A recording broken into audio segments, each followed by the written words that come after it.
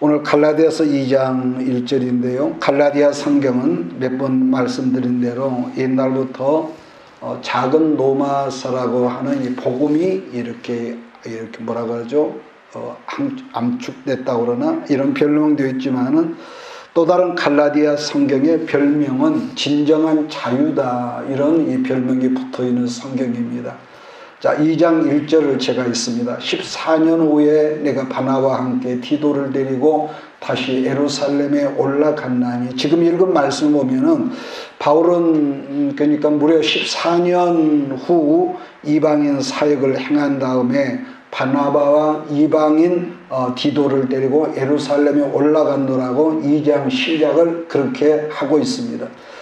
우리가 아는 대로 1장에서 말씀한 대로 첫 번째 예루살렘 방문은 사도 바울이 다메섹의 도상에서 예수 믿는 사람을 잡아다가 죽이려고 내려갔다가 거기서 예수님을 만난 다음에 아라비아로 갔다가 거기서 3년을 머무른 후에 예루살렘에 올라갔다는 말씀을 갈라디아서 1장에서 보았거든요. 자, 그때 바울은 예루살렘에 보름가량 머물면서 베드로와 야고보와 교제했다는 말씀이 갈라디아서 1장에 있죠. 자, 그러나 지금 두 번째 예루살렘 방문에는 14년 후니까 여기서는 바나바와 디도를 데리고 갔다, 그렇게 시작을 하죠. 그럼 바나바는 누구냐? 사도행전에서 소개하고 있는 바나바는 위로의 아들이라는 별명이 붙은 요셉이라는 사람이라고 사도행전 기자는 소개를 하고 있죠. 본래 바나바는 레이지파 사람이었지만은 이스라엘 본토에서 출생한 사람이 아니라 이방 나라에 출생하고 이방 땅에서 성장한 사람으로 성경은 바나바를 그렇게 소개하고 있습니다. 자, 그러나 디도는 원래부터 이방 사람이고 오늘 성경은 헬라인이라 이렇게 성경은 이 디도에 대해서 말하고 있거든요. 그래서 바울은 바나바는 예루살렘에 함께 갔지만 그 다음에 디도는 뭐라고 합니까? 데리고 갔다는 표현을 이렇게 하고 있죠. 자, 그렇게 해서 바나바는 공식적인 사도 바울의 동행자이지만 그 디도는 어떤 특별한 사도 바울의 의도 때문에 데리고 갔다는 표현을 했을 거라는 거죠. 자, 그러면은 갈라디아서 2장 2절을 보면서 갈라디아 2장으로 들어가겠습니다. 시작. 계시를 따라 올라가 내가 이방 가운데서 전파하는 복음을 그들에게 제시하되 유력한 자들에게 사사로이 한 것은 내가 다름질하는 것이나 다름질하는 것이 헛되지 않게 하려 함이라. 지금 읽은 말씀을 보면은 이번 예루살렘 여행은 바울의 그냥 단순한 생각으로 올라간 것이 아니라 본문에 보니까 하나님의 계시로 말미암았다는 거 이게 있거든요. 이제 바울은 예루살렘 교회에서 이렇게 올라가면 그동안 이방인 선교 사역을 보고하는 데 있어서 또 그 다음에 보니까 뭐가 있냐, 본문 성경은 유력한 자들이라는 표현이 있거든요. 그럼 본문에서 말한 유력한 자는 이거 누구를 말할까 하면 아마도 예루살렘 교회의 중심줄을 이루고 있는 사도들을 일컫는 말이라고 해서 유추해 볼 수가 있죠. 3절 4절을 다시 읽습니다. 그러나 나와 함께 있는 헬라인 디도까지도 억지로 할례를 받게 하지 아니하였으니 이는 가만히 들어온 거짓 형제들 때문이라. 그들이 가만히 들어온 것은 그리스도 예수 안에서 우리가 가진 자유를 엿보고 우리를 종으로 삼고자 함이로되. 아마 유대 지역에서 내려온 유대인들 거짓 선생들이 있었잖아요. 이 선생들이 이방이었던 사도 누굽니까? 이 디도에게도 네가 예수를 믿으려면은 할례를 받아야만이 온다는 구원을 이루게 한다는 이 엉터리 복음을 강요했던 것 같아요. 그 당시 히브리 사람들에게 있어서 이 할례라고 하는 것은요, 히브리 사람으로서 정체성의 핵심이었다는 것으로 볼 수 있다는 것은 바로 그들은 뭡니까? 아브라함의 자손으로서 하나님께 특별한 선택된 이 약속인 이 백성이기 때문에 이 할례를 그렇게 중히 여겼다. 그러니까 여기서 유대인 선생이라는 언급하는데 그들은 메시아이신 예수 그리스도로 말미암아 구약에서 말씀하는 모든 율법이 십자가에서 완성되었음에도 불구하고 이방인이 교회 안에 들어오려면은 반드시 할례를 받아야만 한다고 주장을 했던 것 같아요. 이것은 마치 진리로 얻어진 자유를 다시금 율법 안에 가두려고 하는 멍청한 이 처사였던 거죠. 다시 언급하면은 본문에서 자유란 굉장히 중요하다는 점을 있다는 걸 생각할 필요가 있는데, 여러분 예수 그리스도가 십자가에서 우리를 대신해서 저주를 받으심으로 구약 율법의 저주에서 얽매이던 모든 결박들이 끊어지겠단 말이에요.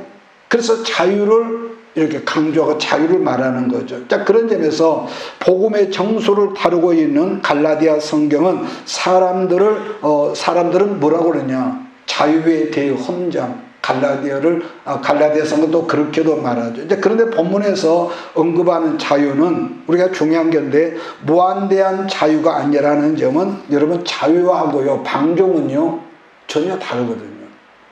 얼핏 보면은 그게 그거죠. 자유하고 방종은요 절대로 구분이 필요합니다. 그 좋은 애가 고린도후서 성경을 보면 바울이 이 음식 문제, 고기 먹는 문제를 다루었던 말씀이 있는데, 바울 당시에 지난 시간에 제가 잠깐 말했지만은 모든 시장에서 유통되고 있는 이 고기류들은요 반드시 우상 신정, 귀신에게 제사를 드리고 난 다음에라야 그것들을 시장으로 유통을 시켜서 일반 시민들에게 식료품으로 팔게 하는 그런 어떤 법적인 제도가 있었단 말이에요. 그러나 예수를 믿고 거듭난 사람에게는 뭡니까? 우리에겐 다른 신은 없어. 그러니까 그들이 말하는 모든 우상들은 하나의 뭐죠? 그 안에 매여 있을 때는 그것이 전적이죠. 예수를 믿고 나니까 그들은 하나의 돌덩어리거나 나무 조각에 불과하단 말이에요. 그래서 크리스찬은 그 어떤 음식도 자유함으로 먹을 수 있다는 거지만, 그러나 여기에 문제가 하나 있습니다. 어떤 문제냐? 이것은 옛날에 지금이랑 똑같은데요. 그래서 아까 말한 대로 다른 게 아니라 우상을 지금까지 섬기던 사람들이 이제 예수를 믿고 교회에 지금 나온 이름하여 초신자들 아닙니까? 그런데 그런 그들에게 우상에게 제사하는 음식을 먹는 것을 그들이 용납되지 않았다는 거죠.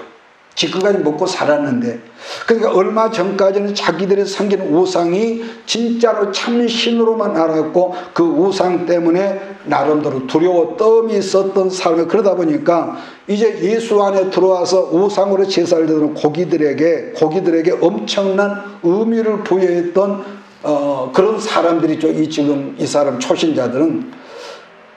그래서 이제 예수를 믿고 난 다음에 시장에서 판 고기라도 그 음식을 다시 옛날에 즐겨 먹던 음식을 먹으려니까, 첫째는 그들이 용납이 되지 않았을 것이라는 점이고, 또 하나는 자기들이 예수를 믿기 이전에 섬기던 그 신이 자기들에게 음식을 먹음으로 어떤 영향력을 줄 것 같은 두려움이 있었다는 거예요.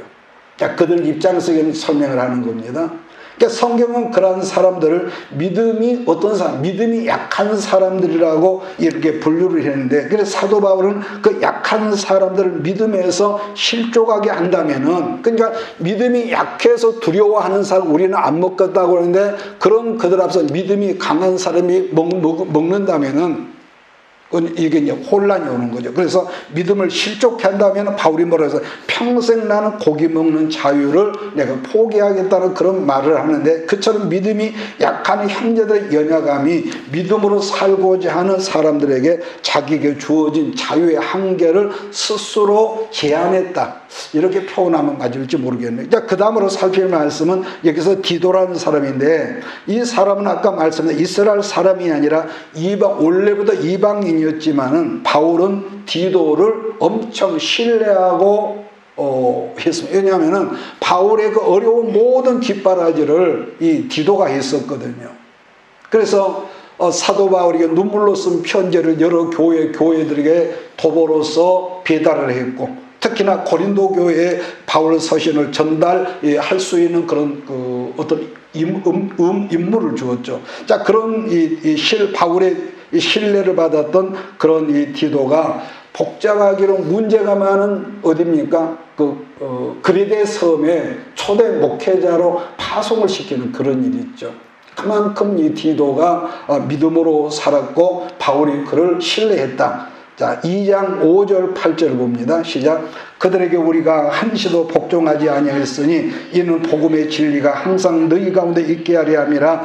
유래가다는 이들 중에 본래 어떤 이들이 내가 상관이 없으며 하나님은 사람을 외모로 취하지 아니하시나니 저 유래간 이들은 내게 의무를 더하여 준 것이었고 도리어 그들은 내가 무할례자에게 복음 전함을 맡은 것이 베드로가 할례자에게 맡은 것 같은 것을 보았고 베드로에게 역사하사 그를 할례자의 사도로 삼으시니가 또한 내게 역사하사 나를 이방인의 사도로 삼으셨느니라. 지금 그들은 바울 사도의 선교 보고를 지금 받고 베드로가 유대인에게 복음 전함을 맡은 것처럼 바울은 이방인에게 복음 전함을 위해서 하나님께 부르심을 받은 것을 인정하게 되었다는 거죠. 인정하게. 또 하나는 베드로에게 유대인에게 복음 전함을 위해서 사도 직분을 주신 것처럼 바울에게는 이방인들에게 복음 전함을 위해서 사도 직분을 주셨다는 걸 확실하게 깨닫게 되었다는 말씀인데, 그 당시 예루살렘 교회 곧 이 뭐죠? 선교 본부가 바울을 사도로 정식으로 인정해 준 이 공인했다는 것은 우리가 볼 때는 그게 뭐냐, 그 당시에 굉장히 이 중요한 의미가 부여했던 것이죠. 자, 그러니까 반복하지만은 예루살렘 교회 본부와 사도들이 바울을 이제부터 정식적으로 인정해 주었다는 그 내용의 말씀이 이 속에 함축해 있는 거예요. 자, 9절을 제가 했습니다. 또 기둥같이 여기는 야고보와 게바와 요한도 내게 주신 은혜를 알므로 그랬죠. 또 나와 바나바에게 선교 친교의 악수를 하였으니 우리는 이방인에게로 그들은 할례자에게로 가게 하려 함이라. 지금 읽은 말씀은 평범한 이렇게 있고 구절의 말씀으로도 볼 수 있지만 알고 보면 역사적인 구절이라는 걸 우리가 알아야 하는데, 바울은 구절에서 말하기를 뭐라고 합니까? 기둥같이 여기는 야고보와 게바, 베드로죠. 게바와 요한이라고 언급했는데 이들 세 사람은 누구였습니까? 그 당시에 초대 예루살렘 교회의 기둥 같은 수장들, 어른들이었죠.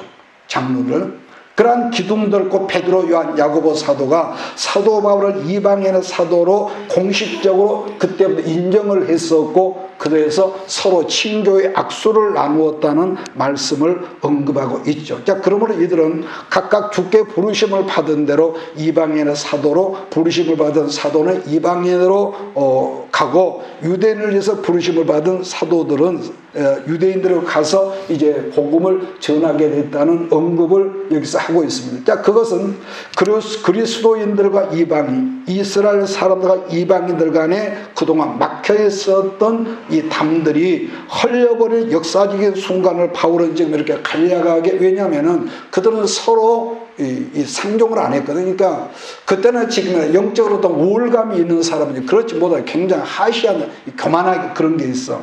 갈라디아서 2장 10절 다만 우리에게 가난한 자들 기어가도록 부탁하였으니 이것은 나도 본래부터 힘써 행하여 왔노라. 10절 말씀은 사도들이 그렇게 친교 악수를 나누고 난 다음에 뭘 부탁했었냐 하면은 예루살렘 교회의 가난한 형제들을 위해서 구제고 선교 헌금을 사도 바울로 하여금 부탁을 했다는 거죠. 자, 그렇게 바울은 그때부터 계속 선교 여행을 하면서 예루살렘 교회를 위해서 선교 헌금을 자기가 하는 모든 이방 교회 성도들에게 우리가 부탁했던 것들을 성경에서 보거든요. 그러니까 이 문제는 또 이렇습니다.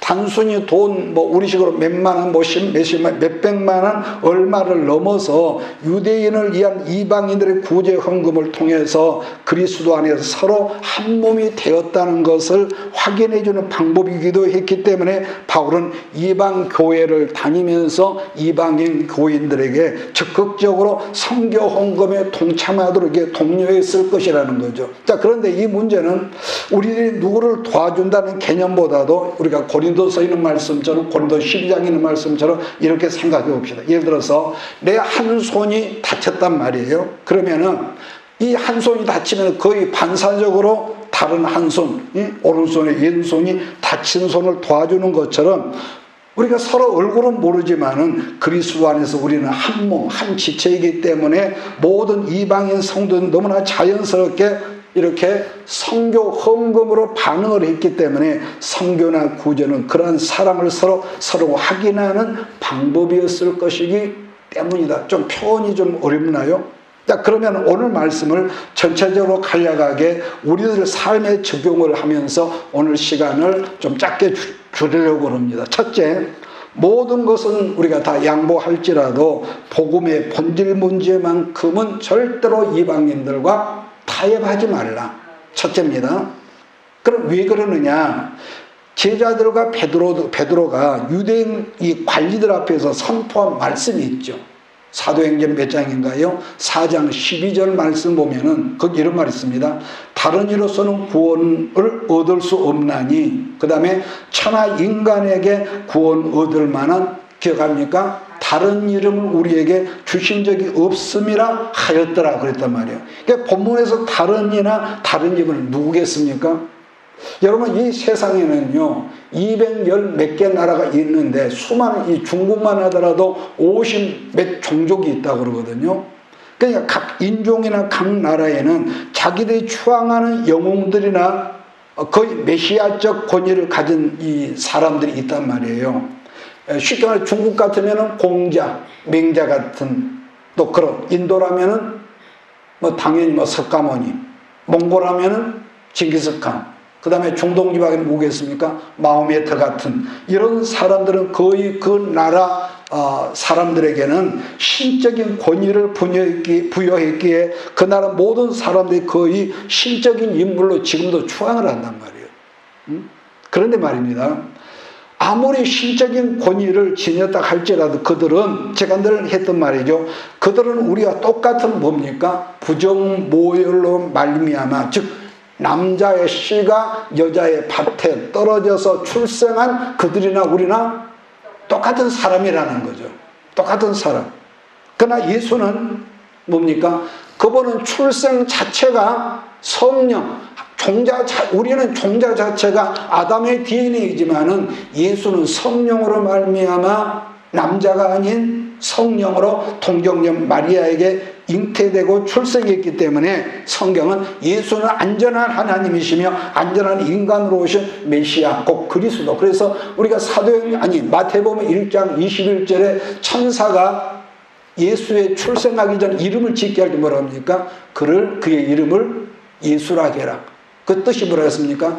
저가 우리 죄를 사해줄 구속자다. 그렇게 언급을 하죠. 그래서 우리가 다른 것들은 아까 언급했죠. 100번 다 세상 사람 양보할지라도 복음의 구원의 본질만큼은 절대로 이것은 타협할 일이 아니라는 것입니다.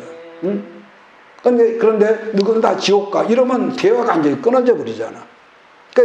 양보하고 구원의 문제만큼은 절대로 그 양보해서 안 돼. 두 번째, 예수님은 죄의 얽매인 우리를 십자가에서 피 흘려 죽어주심으로 해방되게 해주셨지만은, 그럼에도 불구하고 그리스도인들은 아까 그랬죠. 그 자유에는, 해방시켜줘 그 자유에는 아까 뭐라 해서 한계가 있다. 한계가 있다 했는데, 그러면 그 한계가 뭐냐? 그러면은 사람과 육체를 지닌 여러분이 내가 아무리 탁월하고 뛰어난 어떤 능력자라고 할지라도 우리 모든 육체는요 한계가 있단 말이에요.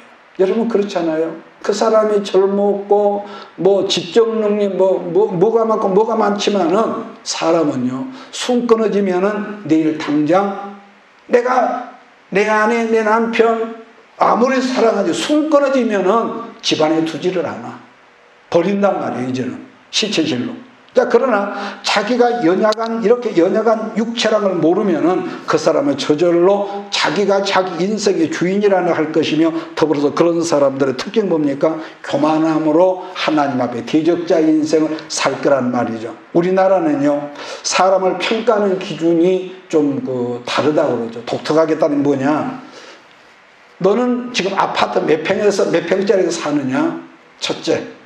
또 두 번째로는 학교는 어디 나왔냐? 그 다음에 네가 타고 다니는 차량은 뭐냐? 그냥 우리들이 그 모든 걸 누릴 수 있는 상황이나 환경에 주어진다면은 이게 있습니다. 절대로 우리는요 사치는 금입니다. 알으십니까? 사치는 금이에요. 그러나 우리들이 그 주 안에서 누릴 수 있는 것, 누릴 수 있는 상황이나 환경에 주어진다면은 바보가 사치하라는 것이 아니라 누릴 수 있는 것도 복이겠지만은 의식주나 먹고 살고 잠자고 의식주나 일용할 양식을 뛰어넘는 가던 욕심으로 하나님께 내게 주신 자유를 방종함으로 여기지 말라는 거예요. 그래서 이것을 그렇잖아요. 항상 우리는 제가 이러면 강조하지만 청지기 정신 잊지 말아라. 아무리 많은 것을 가지고 있어도 옛날에 지금은 안 그렇지만은 수십 년 전에 전 세계 갑부라고 일컫은 미국 사람인데 닐 나폴레옹이라는 그 사람이 있었습니다. 그 사람이 죽었을 때 죽기 직전에 자기 아들들에게 얘들아 아버지가 죽으면은 관 양쪽에 구멍을 내서 내 손이 밖에서 보게 해라. 그러니까 아들들이 이유도 모르면서 관 양쪽에 구멍을 내고 아버지의 손이 이렇게 나오게 했다는 거죠. 근데 아무리 시체가 죽어서 뻣뻣할지라도 들고 가면 흔들리잖아요. 손이 피해. 그러니까 아이가 태어나면 꽉 쥔다 그러는데 손을 쥐는 거예요. 사람은 태어나면. 그런데 죽으면 놔버려. 죽으면 손을 펴. 뭐를 의미했을까 그 사람이? 나는 빈손으로 가. 아무리 많은 것을 소유하고 그 당시에 전 세계 모든 사람이 부러워했지만 나는 지금 빈손으로 가네. 그걸 이렇게 죽기 전에 암시를 했다는 것이지요. 그래서 다시 반복하지만은 우리에게 주어진 모든 축복도 우리가 누릴 수 있는 자유가 있고 자격이 있지만은 그러나 필요 이상으로 과도하게 우리가 사치하는 것, 그런 것은 우리가 미리부터 항상 우리가 생각을 하는 것. 세 번째, 진리의 말씀이 내게 주신 능력으로 지금까지 막혀진 모든 담들을 허는 역사가 있어야 한다. 이것은 어떻게 보면 간단한 문제가 그렇지가 않거든요. 왜냐하면은 여러분 우리는 지금까지 살아오면서 모든 관계가 있잖아요. 가깝게나 부모와 관계, 부부 관계, 또 내 형제 관계. 그런데 우리는 알게 모르게 그 상대가 뭐 큰일도 아니야. 가만히 생각해 보면 나를 조금 섭섭하게 하고 나를 거슬리게 하는 사람들과 엄청나게 높은 담을 쌓아놓고 교제를 아예 끊어버리는 우리가 산단 말이에요. 이건요 하나님 앞에 아주 미운 털이 박힌 사람이에요. 여러분 그건 바꿔야 해요. 할 수만 있으면 한꺼번에는 안 되겠지만은 왜냐 우리가 내 기도가 그런 어떤 내 마음속에 그 꼬르만 그런 것 때문에 내 기도가 막히면은 응답이 안 된다는 이 말 이해하십니까? 절대로 이것은 우리가요 여러분에게 서운한 사람이 있고 내게도 있어. 그런데 아예 원수처럼 우리 아버지 죽이고 우리 어미 죽이는 원수처럼 그렇게 되어 아주 만나지도 않고 그런 것은요 절대로 우리가 하나님의 성령의 사람으로 이것은요 절대로 해서는 안 됩니다.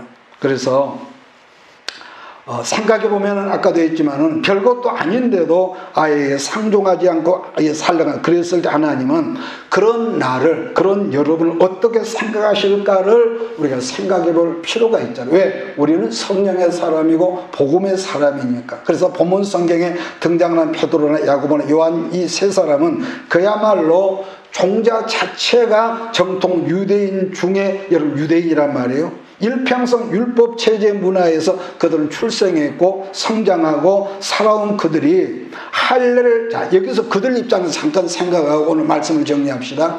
일평생 율법 체제 아래에서 성장하고 생활한 그들이 이제 예수를 믿었단 말이에요. 그런데 할례를 행하지 않아도 예수를 믿음으로 구원을 받는다는, 따라서 모든 이방인들을 자기들과 똑같은 형제 자매로 받아들인다는 것은 어떻게 표현을 할지 결코 말처럼 쉬운 일이 아니었을 거라는 것을 여기서 우리가 짐작해 볼 수 있거든요. 그 한 예가 우리가 성경에서 한 예가 뭐가 있습니까? 어느 날 사도 베드로가 복음 사역 때문에 요빠라는 한 그 해변가에 있는 피장 시몬의 집에 있을 때 이제 이 점심 때쯤 배가 고팠던지 있다가 음식이 준비될 동안에 기도하려고 다락에 올라갔을 때에 잠시 좀 졸았던 모양이죠. 왜냐하면 비몽사몽이라는 이 표현이 있거든요.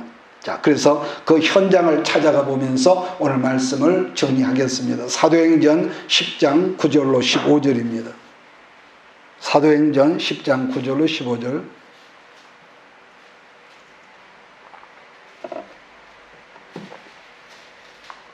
자, 시작은 10장 9절은 고넬료가 보낸 사람들이 지금 오고 있는 중이거든요. 자, 9절을 같이 봅니다.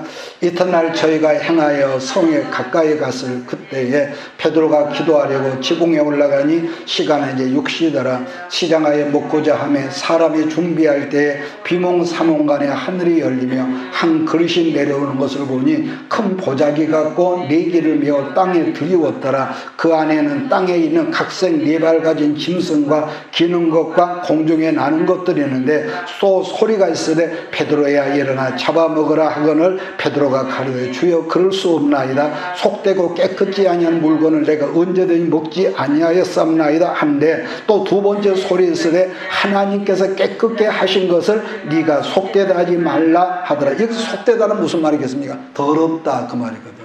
더럽다, 가정되다.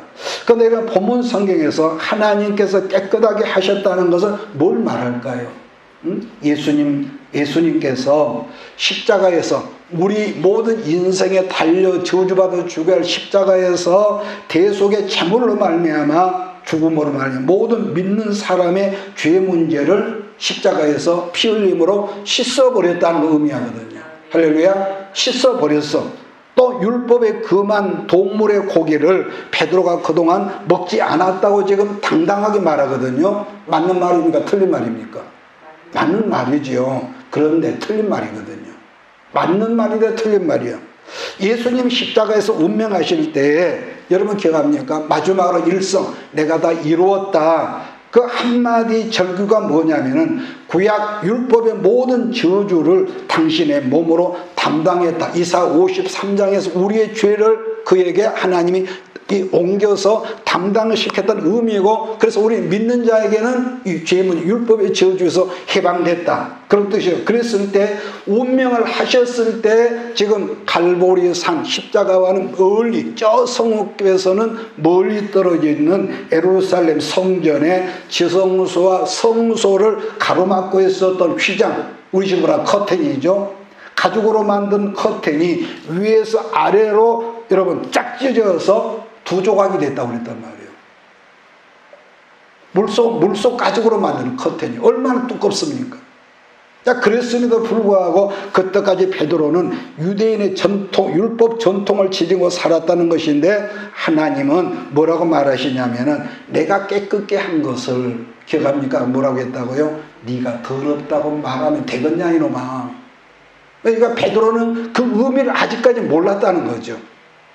그랬을 때에 그게 두 번이나 반복을 하니까 베드로같이 성령 충만한 사람이 그 진리를 깨닫지 못하고 이게 무슨 의미일까? 무슨 뜻일까? 곰곰이 생각하고 있을 때 그때 바로 이방인 고넬료가 보내온 사람들이 베드로를 찾는 음성이 들려왔을 때에 성령께서 의심치 말고 내려가라. 그 말씀을 기억하지요?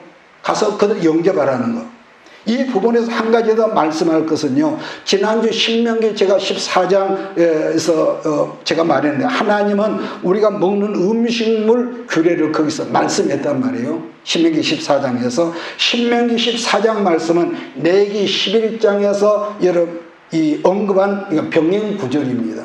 즉 똑같은 말씀을 신명기에서 반복으로 강조하시던 그런 뜻이란 말이에요. 그러니까 여기서 주의할 점은 레위기나 신명기에서 금하신 짐승들은 신약에서는 뭘 의미하느냐? 사람들과 친교로 말씀하시는 알아야 한다는 거죠. 구약에서는 먹는 음식으로 짐승들을 말했는데 신약에서는 뭐로 의미했다고요? 인간관계, 친교, 교제관계. 단 주의할 것은 이 신명기나 레위기에서 쌓아나온 이 뭐죠? 날짐승. 그 다음에 그 썩은 그것만 먹는 이 짐승이 있거든요. 또 죽은 것만 추려서 먹는 거. 그러니까, 더러운 것을 즐겨 먹는 새나 그 말 또 있습니다. 따오기 같은 새 꼭 혼자 있어. 혼자 있어. 사람에는 뭐겠습니까? 항상 우울한 이 증상. 우울한. 그러니까 외롭게 우울하게 살아가는 그런 이 새란 신약에서는 여기서 뭐겠어요? 그것이 사람이란 말이에요. 제 말 이해하십니까? 구약에서는 분명히 새인데 신약에서 이렇게 사람으로 우리가 인용을 하죠. 사람들이 그러한 사람들과 뭐 하지 마라? 그런 사람 교제하지 마라. 왜? 지금 그랬잖아요. 악하고 싸납고 더럽고 음란하고. 그냥 그 사람이 나쁘다기보다는 지난번에 그랬잖아요. 나는 담배를 안 피우는데 담배를 아주 피우는 사람 옆에 있으면은 내 몸에 내 옷에 담배 냄새가 옮긴단 말이에요. 그래서 다시 반복하는 교제를 신약에서는 삼가해라. 이렇게 말씀으로 받아들이라는 것. 겉보기에는 우리 주변은 그래. 굉장히 그 사람은 고상해, 멋져, 젠틀해. 응? 인격자처럼 행세하고 보이지만은 언제나 가까이서 보면은 꼭 이 두 가지 성품을 지닌 사람 있죠. 또 그런가 하면은 그 사람 꼭 사람 이용하려고 드는 어떤 그런 심보가 꼭 보여. 응?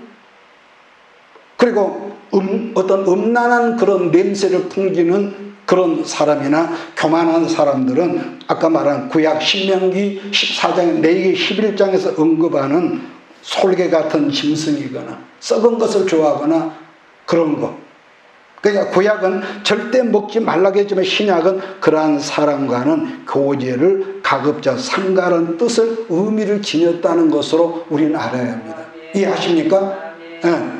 하나님은 잠언서에서 너 보증 서지 마라 분명히 말씀하셨는데도 나는 원래 어려운 사람 보면 내가 참지를 못해. 도와줘요. 왜? 내가 예수 믿는 사람이거든. 너무 사랑하니까. 사랑하기 때문에 그에게 보증을 선다는 것은 반대로 뭘 말하는 거예요? 그는 믿음으로 살지 않은 지가복음으로 사는 멍청한 사람이라는 거예요. 나는 그 어려운 사람 절대로 나는 그냥 못 본다고. 그게 믿음일까요? 사랑일까요? 내가 아무리 견고한 성과 같은 믿음의 사람으로 길러져 있을지라도 인간관계에서 교제를 끊어버려야 할 사람은 성경으로 끊으라는 거예요. 옛날 우리 그 조상들 중에 그런 말이 있었죠. 시인 중에 까마귀 나는 곳에 백로야 가지 마라. 그다음 쉽게 말하면 깨끗이 목욕한 네가 그들 때문에 더럽힐까 하느라. 그 엄마가 그 아들에게 했다. 제가 확실히 모르게 그런 것 같아요. 그러니까 다시 한번 내 생각으로 그 인정으로 붙잡는 사람은 예수를 안 믿는 건 아닌데 항상 자기 위주. 그래서 이것을 제 그 식으로 말하면은 지가복음으로 살고 있는 사람이라. 지가복음으로. 자, 그런데 이런 사람을 하나님께 정말로 미워한다고 그랬거든요. 자, 이사야 31장 말씀을 읽고 오늘 시간 끝내겠습니다. 이사야 31장 1절로 3절입니다. 이사야 31장 1절 3절 찾았으면 우리 함께 읽고 끝내겠습니다. 시작. 도움을 구하려 애굽으로 내려가는 자들은 화 있을진저 그들은 말을 의지하며 병거의 많음과 마병의 힘이 강함을 의지하고 이스라엘의 거룩한 일을 앙무하지 아니하며 여호와를 구하지 아니하느니 여호와께서도 지혜로우신즉 재앙을 내리실 것이라 그의 말씀들을 변하게 하지 아니하시고 일어나서 악행하는 자를 집을 치시며 행악을 돕는 자들을 치시리니 애굽은 사람이요 신이 아니며 그들의 말들은 육체의 영이 아니라 여호와께서 그 손을 펴시면 돕는 자도 넘어지며 도움을 받는 자도 엎드러져서 다 함께 멸망하리라 그랬습니다. 지금 읽은 말씀에서 여기서 가장 주목해야 할 말씀은 3절 하반절이거든요. 하나님께서 미워하는 사람을 아까 그랬죠. 내가 사랑과 인정 때문에 그를 끊을 수가 없어. 그래서 그냥 그를 돕는다는 거죠. 그런데 그러면은 그 사람을 도와주는 누구를 하나님께 같이 치신다는 거예요. 결론적으로 하나님께 미워하는 그 사람을 돕는 나를 치신다. 이 말씀 이해가 되십니까? 치신다는 이 말씀을 우리가 주목하면서 우리가 사람이 사람 속에 살면서 어떻게 사람과 교제를 끊을 수 있냔 말이에요. 그러나 자기 위주로 자기 어떤 것을 복음 앞에 내려놓지 못하고 끝까지 자기 잘난 자아를 붙잡으면서 자기 생각으로 하나님 말씀과 동등하게 나가려는 사람을, 결과적으로 그런 사람은 하나님의 미움받는 사람이고 항상 마귀의 역사가 끊이지 않는다는 걸 잊지 마시고, 그래서 반복합니다. 구약 신명기나 레위기 11장에서 언급한 이 음식물 규례는 신약에서는 교제다. 뭐다? 교제다. 사람은 절대로 사람을 떠나서 우리가 살 수 없습니다. 그러나 주의할 사람은, 그래서 이런 말 있죠. 속으로 친해야 할 사람이 있고 겉으로 친해야, 이거 굉장히 어려워요. 그런데 정말로 속으로 친한 사람과 겉으로 친한 사람은 다르거든요. 그래서 나는 여러분이 세상에 살 때 이런 어떤 인간과의 처세를 잘 알고 말씀을 알아서 마음을 열어놔도 전혀 우리나라의 시인 중에서 생각이 안 나네. 저녁을 먹고 이빨에가 고춧가루가 있어도 허물지 않은 그 친구, 그 시가 있어요. 그게 바로 마음을 열어놓고 속으로 친할 수 있는 그런 친구거든요. 그러니까 나는 그런 친구가 여러분이 많고, 그래서 나는 여러분이 항상 주고 나누고, 여러분이 넉넉해서가 아니라 주고 나누다 보면은 풍성한 역사가 여러분 우리 모두에게 있음을 믿습니다. 그래서 늘 여러분의 삶 속에 나는 간증이 풍성하기를 주님을 축복합니다. 기도하겠습니다. 이것이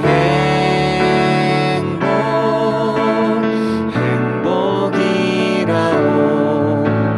세상은 알 수 없는 하나님 선물. 이것이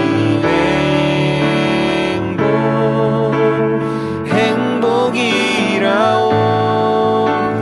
하나님의 자녀로 살아가는 것, 이것이 행복이라오. 이것이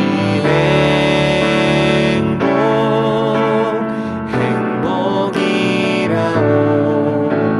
세상은 알 수 없는 하나님 선물. 이것이 행복이라오. 하나님의 자녀로 살아가는 것, 이것이 행복이라오. 이것이 행복이라오.